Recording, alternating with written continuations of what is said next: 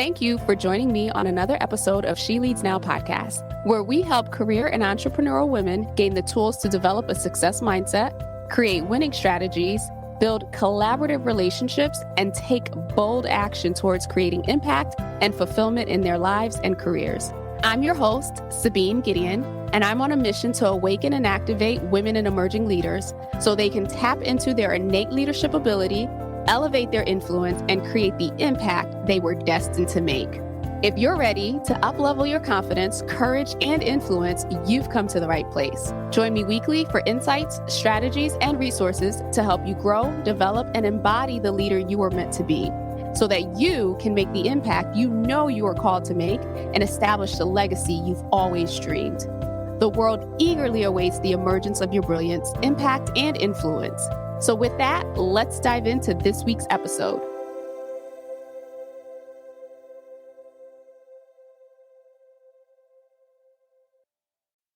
Hello and welcome to another episode of She Leads Now. I'm your host, Sabine Gideon, and I am joining you this week again for another installment of the LeadHership Reloaded series, where we are reimagining, redefining, and rehumanizing leadership.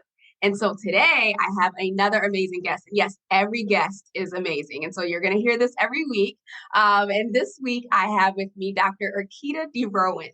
Dr. DeRouen is a triple board certified family, diversity, and lifestyle medicine physician. She serves as a thought leader in healthcare innovation, passionate about merging the human aspect of medicine with the field of emerging technology. She has been able to utilize her gift of listening, communicating, and connecting the missing pieces to solve complex problems. She is also the co-author of 2 best-selling books, who enjoys keynote speaking. With that, welcome to the show. Thank you so much for inviting me to be here. I'm so excited. I know we have lots to chat about, and I just love everything that you're doing. Oh, thank you. Thank you. It is truly my honor and truly my pleasure. So walk us through your career journey and what led you to becoming an author, doctor, 3 times board certified. Sure. So, as you said, my name is Dr. Erkeda DeRouen. I am originally from the DC metro area. I grew up in a great family, but I've always had the passion to merge my love of science and STEM. You can see pictures of me when I was like 3 years old on Christmas playing with little doctor kits, with communicating and building relationships and just getting to know people. You guys will hear it. I'm pretty chatty. So I wanted to merge that love of people with science, and that led to being a doctor. So it wasn't necessarily a linear route, because nothing in life is, but I grew up in PG County, Maryland. I ended up going to the illustrious Hampton University. As you can see, that little doll in the back behind me, in HBCU. Then I did an early medical school selection program where I completed some summer programs and spent my entire senior year of college at Boston University. Then I transitioned into Boston University for medical school, where I gained my doctorate in medicine. And then I ended up transitioning because I wanted to come home and wanted to go into primary care and serve underserved communities. I went to the University of Maryland Family and Community Medicine residency program in Baltimore. And after that, I just knew that I'd be working in underserved health for the rest of my life, for 30 years in clinics, just helping my people. So I ended up working at an underserved community clinic outside of Baltimore for a few years. And while I really enjoyed the work and engaging with the people and helping people get resources, because at that clinic, about 50% of my patients were undocumented, had no insurance. There was a large LGBT community, a large trans community, a large HIV community. I was looking for something else. There is a lot of bureaucracy in medicine as well as everywhere. So I decided to look for another environment, and that led me to telemedicine. I'd never really heard of it until I was in some doctor Facebook groups of people who were thinking about transitioning in healthcare. And I ended up speaking to someone and I said, that could be something I'd try. But there were naysayers because this was way before 2020, about 2017, 2018. And everyone thought that telemedicine was fake. They're like, you can't see patients online. And now with the pandemic, we've seen that you can see patients online. But I decided to take a leap of faith and I ended up transitioning into telehealth full time. And I grew in leadership there and all of those kinds of things helped build up the team. And from there, I discovered that one, I love team building, I love leadership, I love all of these things that I had been doing already in different capacities before, but building up organizations, helping them flow, as well as kind of enriching the people. Like people management is a passion of mine because there's a difference between a leader and a boss or someone with a title. And there are also, of course, as we know, different leadership styles. So I adopted the style of kind of coaching and working collaboratively with my teammates. And I saw that that was a wonderful place to have engagement. And when you have engaged employees, which I'm sure we'll talk about a little bit later, people are happy to come to work and happy to do it. So there are better outcomes. And in healthcare, we want good outcomes. We want people, doctors and nurses who are happy to come to work because then it will reflect greatly on not only the organization, but the outcomes for the patients. So from there, I started doing speaking engagements more seriously and like to spread my message about how to increase health equity and decrease healthcare disparities, how to lead with dignity, how to overcome obstacles, how to thrive as one of the minorities in healthcare. Black people make up only about 5% of all physicians in America, and Black women make up about 3 of that 5. So there, we have a ways to go. And since then, I've continued to just do my speaking engagements and things like that. I recently had a TEDx talk that just discussed how we can create a better healthcare system through collaboration, regardless of what field you may work in, even if it's outside of healthcare, to just create that better future for us. And that's what I'm really passionate about. Long story short. No, that was amazing. Thank you so much for walking us through your journey in terms of just driving towards your passion to serve and to make the industry better for those who they were serving and certainly internally as well. So you, in these last couple of years, and we were talking about this earlier, right? We know that, at least for me, right, I had a bit of ignorance where it comes to the disparities in health equity for individuals of color, right, minorities, and particularly Black women. And as I mentioned before, that with Serena Williams having her situation and that kind of being highlighted and put into the spotlight, and then the pandemic revealing where the disparities were, where people were impacted the most by the pandemic itself or COVID-19. It's almost like it's one of those things where you can't unsee anymore. And so now we know this, and you're fighting the fight of, hey, now that we know that this exists, let's make some changes. Let's talk about that. Not what caused this disparity, right? Because we can be here for hours if we were going to speak to that. But what are some of the internal systemic things within the industry, within the healthcare industry, that has allowed this to fester and to grow to the extent that it has all these years? Absolutely. And this is one of my favorite things to talk about, not because it's something fun, but it's something that needs to be highlighted because a lot of people don't know. And we know that with the pandemic, a lot of things were highlighted. And then a lot of times in the beginning, especially with things like the COVID vaccine, they were like, oh, Black people don't get that because they distrust the system. And you can't just, first of all, we're not a monolith. So everyone doesn't believe the same things. You have to ask people why. And secondly, yes, like there are so many systemic things that have been just like ingrained into the system and policies in place. A lot of people like to think about and blame the Tuskegee experiments because it's very popular to think about. But there are so many, there are countless. I love to highlight I'll highlight one or two where the father of gynecology, like it's named after him. Like people have goals to be like, I wish I was like the, diva of family medicine or something like that. But he's named the father of family medicine, and his history is so gross and disgusting because he actually did all of his experiments on enslaved Black women without any anesthesia, creating lots of trauma and things like that, surgeries.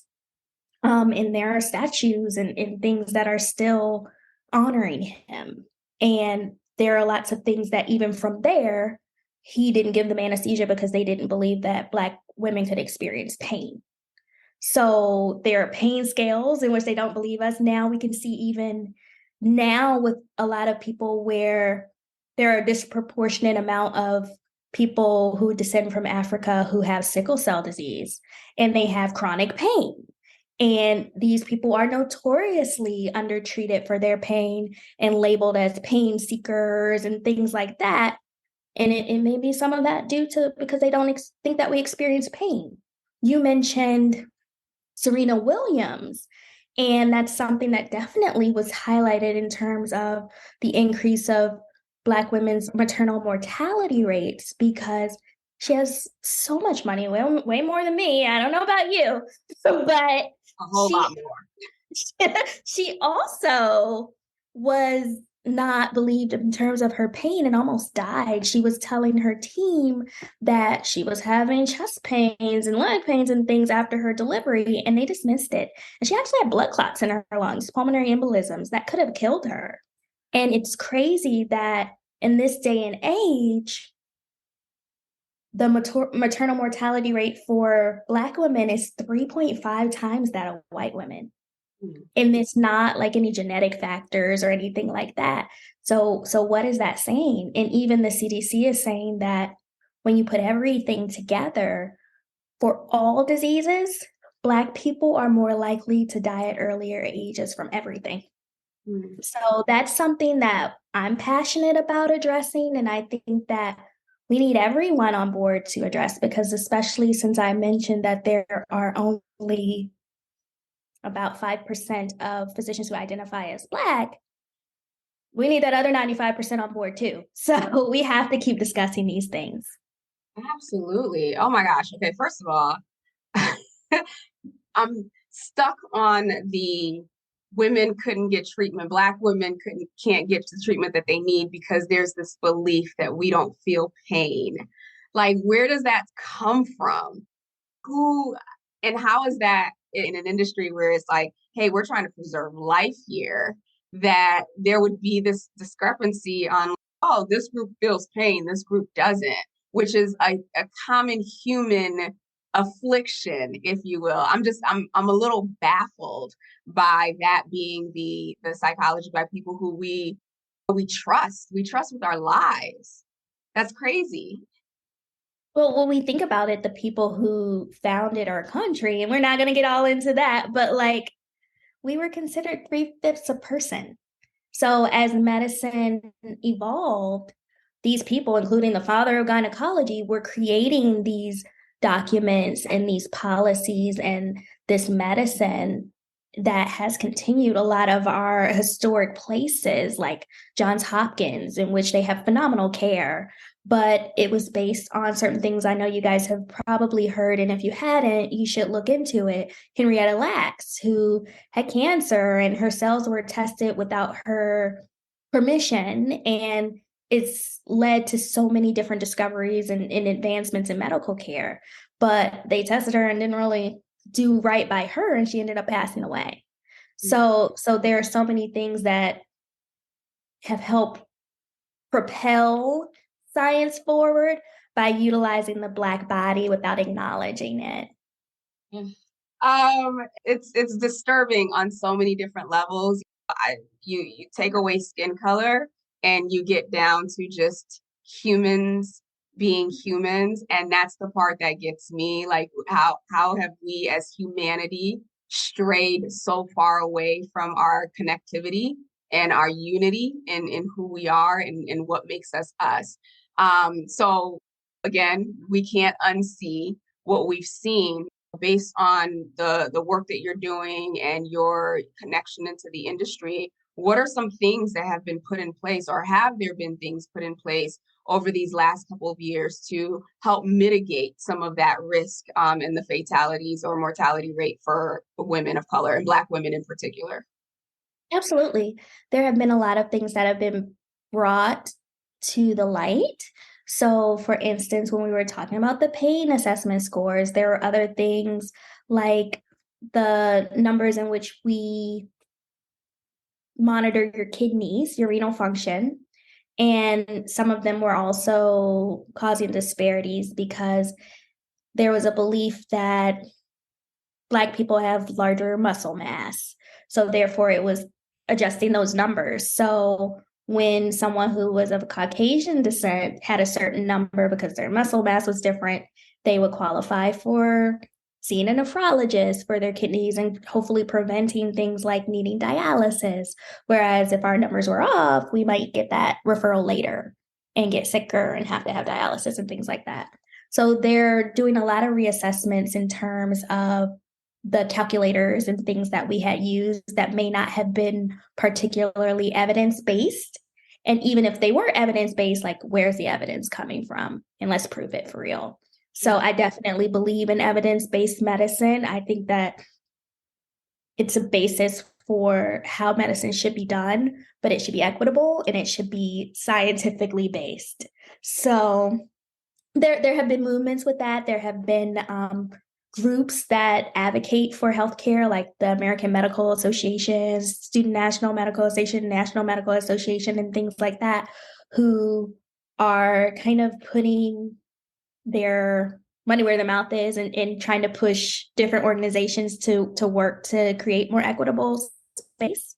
There are a lot of conversations, especially like after the George Floyd incidents and murder that happened. We like to downplay certain things, and I've been watching myself when I speak because words are powerful. So if we're downplaying it as an incident when a man was murdered, it's not okay. After that, that propelled a lot of people to talk about racism as a healthcare emergency. So it's a public health emergency. It was called that in many states, in larger cities. And there are a lot of studies and things going on with that to see how we can address it. So I think that's definitely moved forward. There have been a lot of organizations that have opened talking about health equity and trying to help organizations evaluate them and see how they can make a change. So I think there's hope, and there are things that will move the needle forward into more equitable things. Absolutely. Thinking through this, right? So thank you for sharing what's being done, because it's important for us to know and understand, especially general public, that changes are happening. But as we know, change takes time, right? So changes are happening to improve the quality and the experience that people of color, Black women, Black people, period, experience through the healthcare system. But I'm curious on, what does that look like inside, right? Because it's almost like, if you look at it, that's the changes to be made for the end user.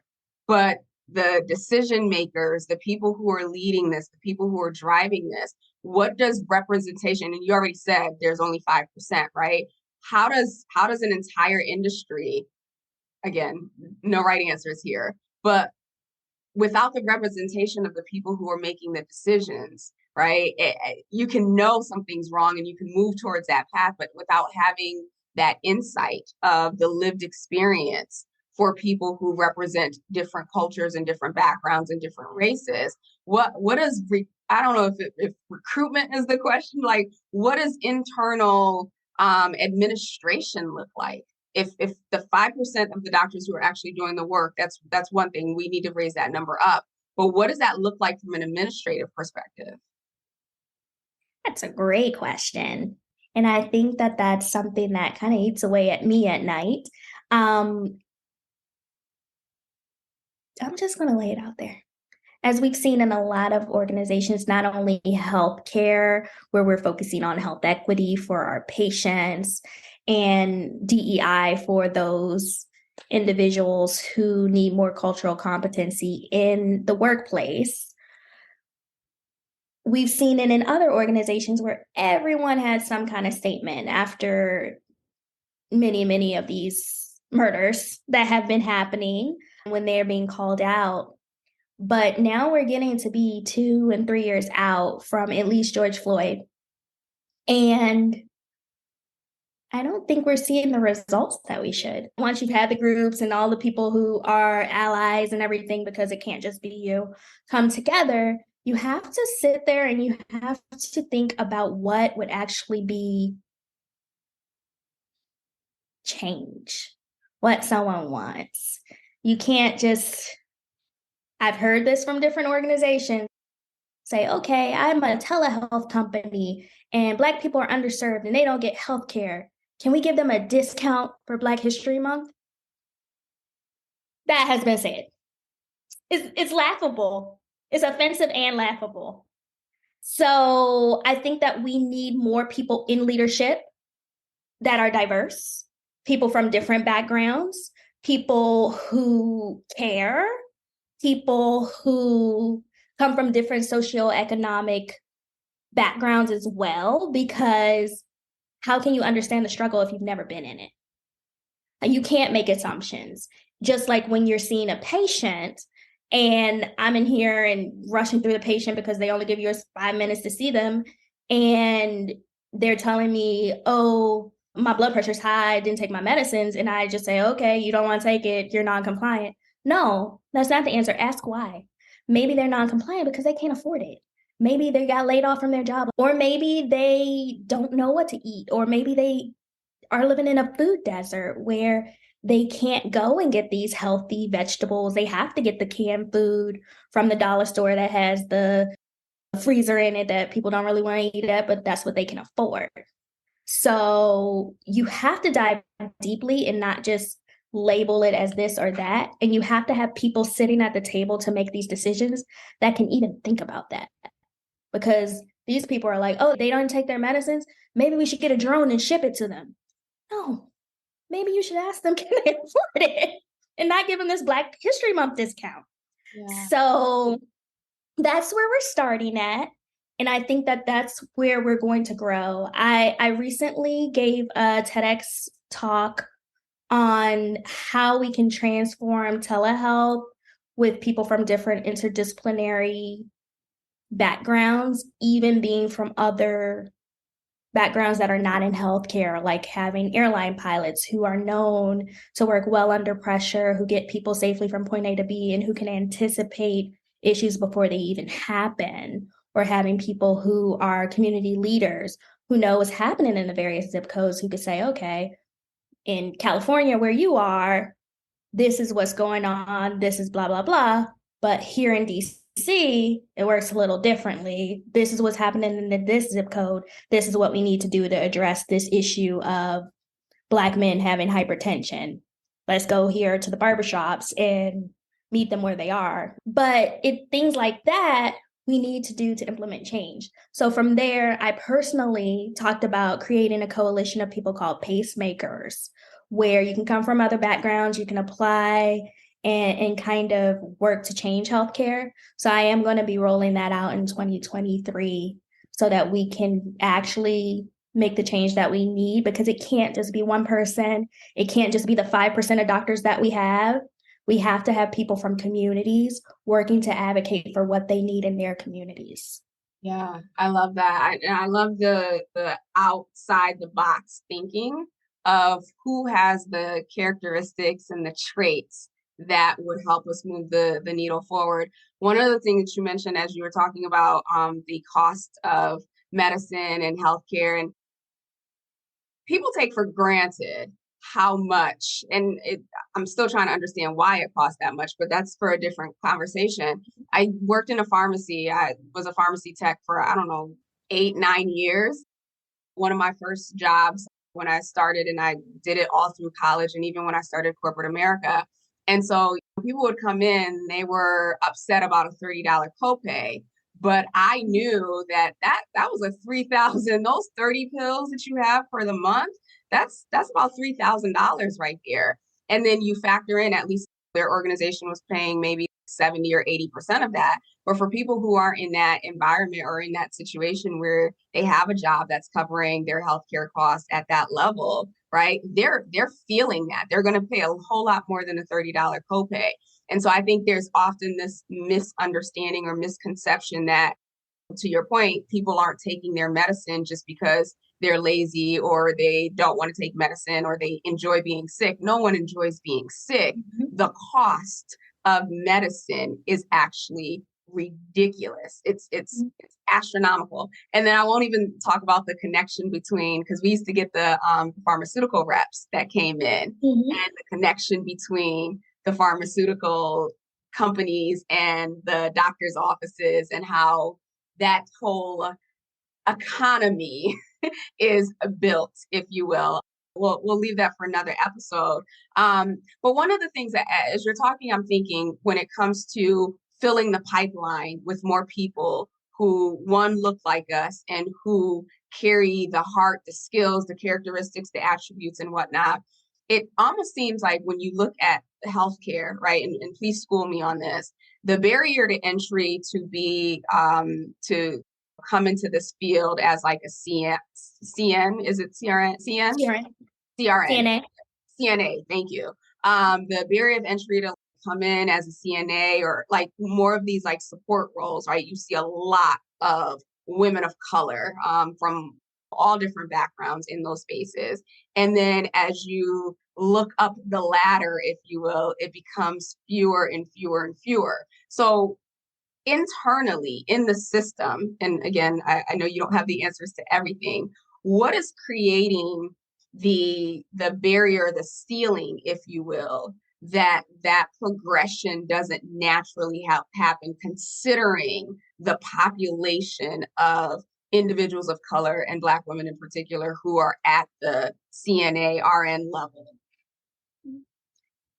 It goes back to the policies and the systemic racism that is in place in America in so many different areas of life, not only healthcare, but like you said, even getting into certain roles in the healthcare system. Becoming a physician is expensive, like astronomically expensive. And in order to get into to do that, you have to have money. You have to pay for the applications to get there. You have to be able to pay tuition and stay in and get your life. And then when you're in school, there's also a delayed return on being able to support yourself. So you have college, then you have med school, and you have residency. So for me, who did a 3-year residency, which is one of the shortest, some are up to 7 years. And so that's 11 years of me not being able to have another job, basically. So I took out loans. I will be fully transparent. When I left medical school, I owed over $400,000 in my loans. And I will say that was number one, 10 years ago. So it's only higher. And number two, there are so many ways that people are treated as being of color in medical school that's very similar to being in corporate. So a lot of people were held back or kicked out and things like that. So some of my friends and colleagues who may have needed an extra semester or something, they left with like $600,000 in medical debt from loans. So you come out, you have a delayed response in being able to work, which means your retirement is lower, is pushed back. Imagine if you have a family in school, all of these different financial things. So that kind of teases people out. There aren't a lot of scholarships out there. And now, even with the loan repayment issues, number one, most doctors don't meet that requirement, the gap. Number two, if you're $400,000 in debt, what is $20,000 going to do, Joe Biden? Number three, they were investing in the healthcare system and they wanted to increase us. I don't know, there might be some reparations or something with paying doctors for the lives they gave during the COVID pandemic and things like that. But this isn't a rant about financial issues in the healthcare system. I was just trying to highlight that there are a lot of barriers to progressing in education. Black women love education. Black women have the highest level of education out of most people when you look proportionately. And I don't know, it's something within us. Maybe that part is genetic. I haven't studied it, but when you get bored, you're just like, oh, let me get another degree. Let me take a course. So it's not to say that there is anything keeping us out academically, but there are a lot of barriers that were placed there to help create a system for white men to be in positions of power. Yeah. And I'm curious, and I don't know if you know the answer to this. So I guess I have my corporate headset on right here, right now. And I'm thinking, okay, if you're really looking to advance the number of individuals of color in an organization, right? You look at it holistically, right? Not compartmentalizing. And to an extent you will, right? So like you have the doctors and the physicians and the nurses and the CNAs and all that other stuff.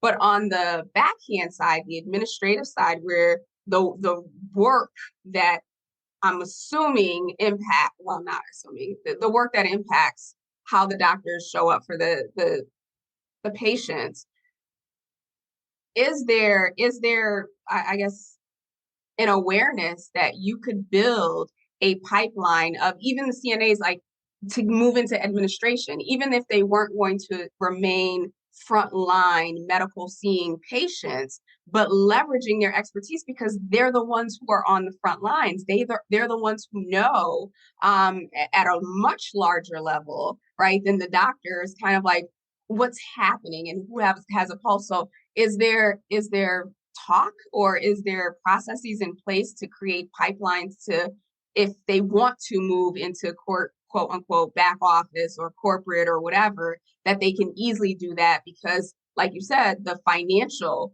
responsibility may be too much of a weight for them to go through the physician path, but certainly to move into maybe operations or whatever function that would allow them to have a seat at the table and to share real life experiences that they've had with the people that they see and they serve every day. Absolutely. I think that's a phenomenal idea. I have heard of some organizations having pipelines or ways to easily progress if you have changes. I think for people, number one, the organization has to have the passion and the desire to do that. It's all about your why. That's why I love mission-driven organizations, because a lot of time, some corporations, of course, your business first, and your business is healthcare. Is not your healthcare business. So just figuring out what mission organization you want to be a part of and that you can make your voice heard is important. I think for those who may be listening who are looking to advance in healthcare, I think the time is now to explore healthcare tech because it's a growing field. And in a lot of startup environments, there's an opportunity to explore your interests. And a lot of people in startups wear a lot of hats that are not necessarily tied to your role or your title. So it gives you an opportunity to work on building your skills so that way you can be marketable, to showcase those transferable skills if you were looking elsewhere into other organizations, or within that organization, as it grows, there may be more opportunities as more positions become available to pivot or switch into something else that you may be interested in, or change into admin or become a people leader or something like that. So I think there's a lot of opportunity more in the organizations that aren't treating healthcare like it's being run the way it's always been done, and who are a little more innovative. Got it. Thank you for clarifying that. And so as a leader, thinking about it from the perspective of leadership, right? As you're trying to heal, or as leaders are trying to heal themselves, right? Whether that, whatever capacity that looks like, administration, front lines, physicians, and whatnot. But as they're trying to heal from what's taken place, now you have staff who are traumatized on so many different levels, I'm sure. How do you repair inside, right? There's the whole thing, there's all the stuff that needs to get done for how they show up for the people who they serve. But how do they start to repair everything that's taken place, and the bruising, if you will, of the individuals who have served to their max the last several years? That's a great question. And I think that that's what a lot of healthcare organizations are looking into just right now, because it's just been 3 years of disappointment after disappointment. And just like when we were talking about what organizations need to do to have genuine diversity efforts, they need to do the same thing when they're looking in terms of engagement and corporate wellness. So I'm a strong believer that having an engaged group of teammates is worth its weight in gold. Because if you have someone who is excited to come to work, they come in refreshed, they're willing to contribute, they want to give their ideas, they want to give feedback to help your organization grow, they're delighted to engage with your patients instead of being disgruntled and unhappy that they're there.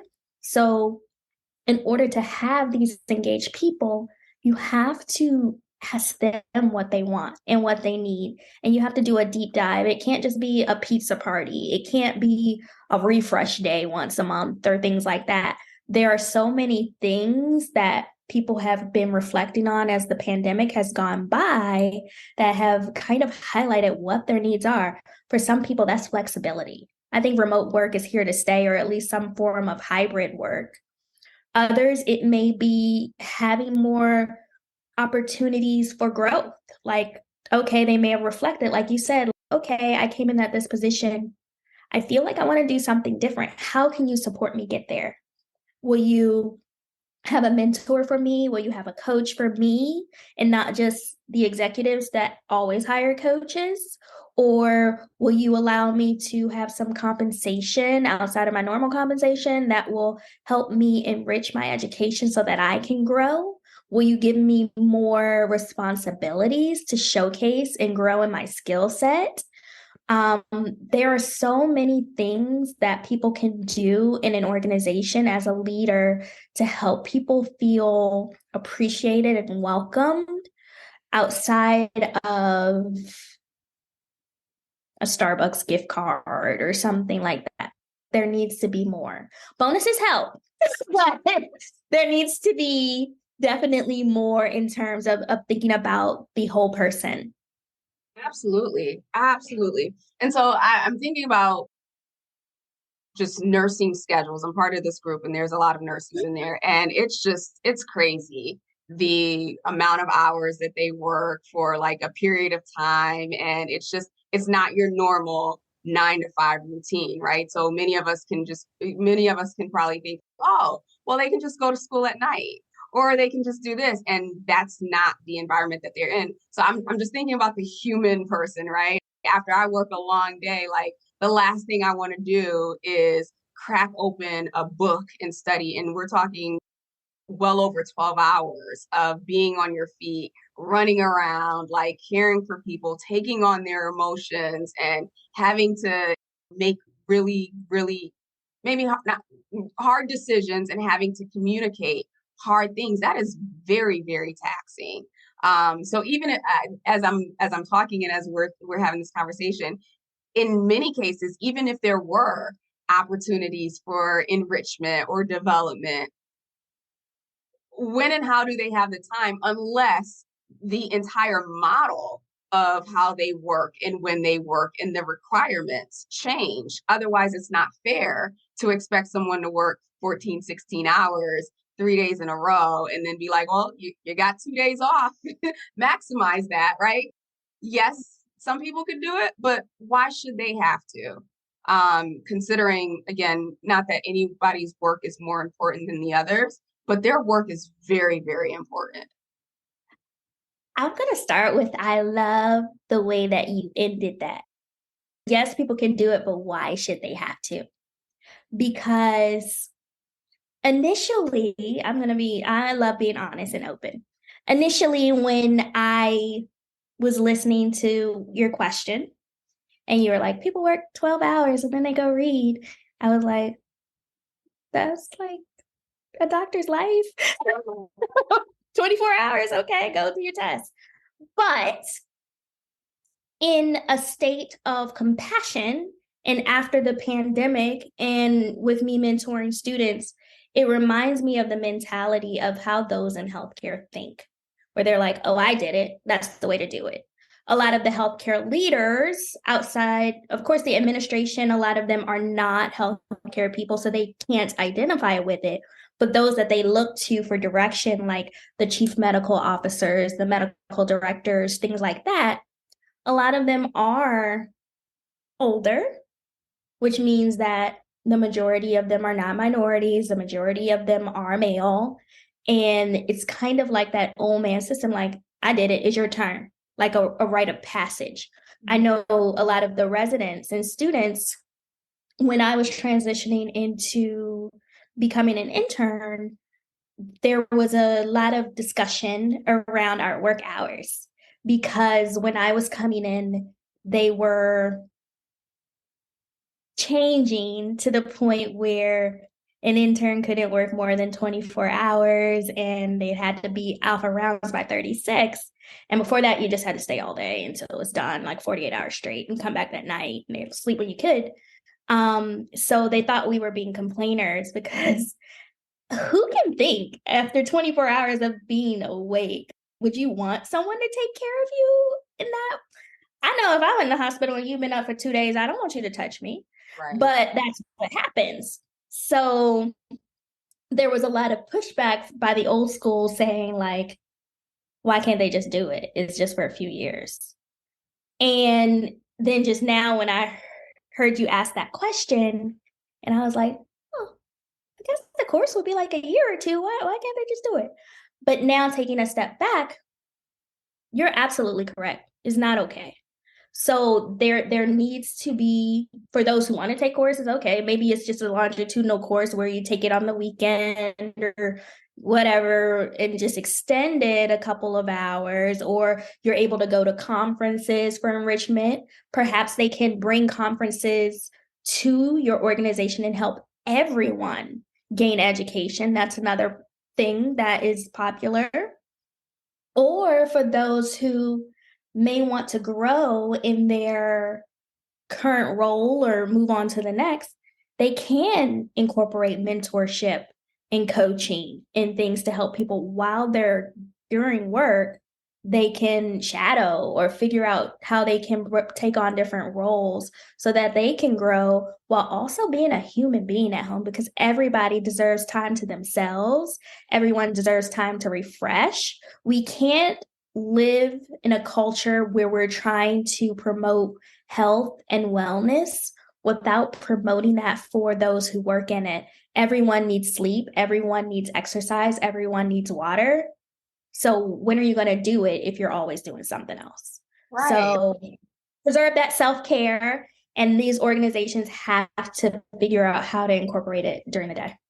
Absolutely. And I'm almost a little shocked, which is why I'm laughing here, right? So when you look, or like when you study productivity, right, it tells you, like, we as humans, our capacity is limited to how much productivity we can actually put out there, right? So I think it's like 4 hours, right? 4-hour burst. And so the thought, or even the fact that the people who are steeped in science, right, and are looked at as like the holy grail of all knowledge and all understanding and all awareness, that this thing that they know and it's real, they've proven that it's not even being applied in the industry. You look at the accounting field, you look at legal, you look at consulting, right? They operate under a similar mindset and a similar model, right? Like, you're coming out and you are working hours until you pass out.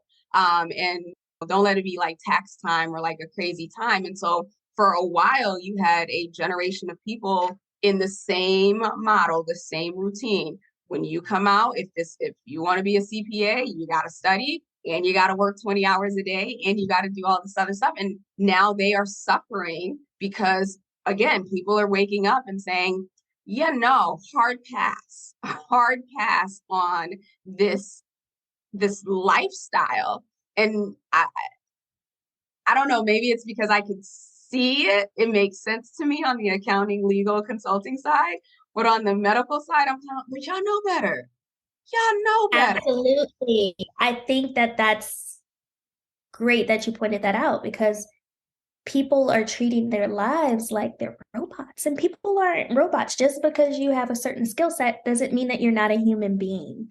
So there needs to be a prioritization of wellness with healthcare workers, or there will be a mass exodus. We are seeing that now, where tons of physicians and nurses and physician assistants and all of these people are leaving healthcare because they had that moment where they're like, all right, COVID hit, still here. I'm not happy. I'm working all these 20-some hour days. I can't see my family. What am I doing this for? It's like torture. And of course, we have our altruistic hearts and we want to help people, but you can't pour into someone else if your cup isn't filled. Right. So there needs to be a restructure of the healthcare system that prioritizes wellness for everyone. And we know that, yes, there is a healthcare shortage because, one, people are leaving, people are retiring, and people are coming in with new mentalities. So there are those old school doctors, but they're starting to retire. And then those are me who've been out there for a little while, who are looking for better ways and ways to prioritize wellness and to prioritize themselves. But there are flickers here and there, like you heard me just now. Yeah, that's a good point. Whereas we have these newer people who are graduating, who are like that Gen Z, like, I'm not going to take it. So if we want to have a healthcare future, we need to pour into our healthcare workers. And with the shortage, we also need to pour into those in those other industries, like I was talking about, that can help us figure out more inventive ways in order to promote healthcare, get us to better ways, get us cheaper medicines, get us automated technology to help incorporate and see all of these patients, because we're not going to have enough workers. Right. Oh my gosh, this has been such a rich conversation, and I could literally continue to talk to you for hours. I'm learning through this process, and I'm also at the same time in the back of my head, wait, what? This thank you so much for coming on and sharing and bringing so much more awareness. And for those of you in the audience, I hope you, as you're listening to this, that it's bringing some clarity to you. And certainly as you have questions or you want to understand more, I would definitely encourage you to look into this a lot more, because what we can't have as a society, right? We got some gaps, right? We have to pick our struggles here, and there are way too many struggles happening. And when it comes to the preservation of life and well-being of a human being, I think that that's just too important for us to kind of turn a blind eye on and be like, oh, they'll figure that out. I think that this is something that as a society and as a collective, we need to be looking at, okay, well, what can I do? So to your point, one person can't be the change agent from all of it. But I do believe that we all have in ownership, and we all have accountability to look at what's happening around us, what's impacting those who live next door or live across the street or go to the same school, to say, okay, what do I have within my own agency to help support or to help advocate or to help bring awareness to move this change forward. So thank you so much for sharing that. I can't let you leave without us going through our good section here. I want to talk about your podcast and certainly your books. I definitely want you to be able to share that with the audience so that they can grab that. So we've talked a lot about the work that you do today, right? And so you've seen a lot, you've done a lot. As you think back to maybe a younger version of yourself from where you sit today, if you could go back and give her a piece of advice that you believe would be a complete game changer for her in that moment and in that time, what might you say to her? I love this question. And it's like, for the listeners out there, we totally did not set this up because you just mentioned some books that we'll talk about. But in one of them, this was what my book chapter was about. It was a letter to my younger self. Aww. And my piece of advice would be, don't let anyone dim your light. They can't. So there will be obstacles. There is a reason that you're here. You are a ray of light, and you just have to figure out where you want it to shine and how you want it to continue to burn brightly. So there will be people who will try to extinguish that light, and you can't let them. Oh, so inspirational. Thank you for sharing that. And so if we fast forward, right, years and years and years from now, and you're looking back at everything you've done and all the people that you've helped and supported, what do you want the narrative to be about your life and about your work? That's also an interesting question that I think is evolving every day.